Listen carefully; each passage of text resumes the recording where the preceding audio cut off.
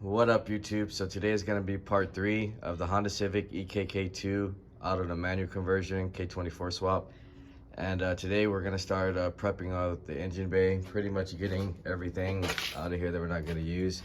We're going to drop this rack and pinion disconnected from the steering rack. We're going to take out the pedals. So I'm going to take out the brake booster out.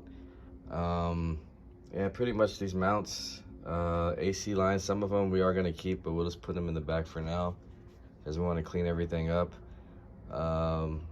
Power steering, probably going to keep the reservoir over here and just run a line over to the power steering over here like I did on the Integra. But yeah, we also have the EG rack that I got from Ray EJ6. I gotta clean that all up so we can get that up in here as well. And then if you haven't watched part 2, we pretty much got the K24 already prepped and everything. So we got the 6-speed transmission, the engine harness, water pump housing, CRV motor mount, etc.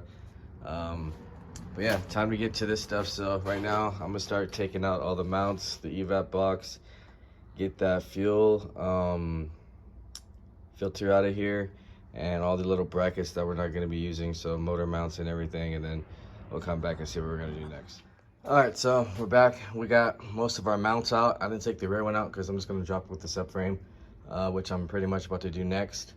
Got all the fuel filter, evap, pretty much all taken out. There's a 10mm underneath the dash that we got to take out to disconnect from the gooseneck, and then I believe we have 4 17s or maybe 6 17s at the bottom. We already pretty much disconnected from the spindles, so we're gonna drop that one down, and then I'm cleaning this one up right now, getting it ready so we could pretty much just swap it over. Once that is pretty much dropped in, then we can come over, put the subframe, EG subframe, DC subframe, and then clean it up a little bit more, and then we can actually probably start getting the mounts dropped in on the motor and drop that in. And yeah, that'll pretty much be it for this video. And then I'm gonna wait for some other stuff to come in, and then we'll do the pedals,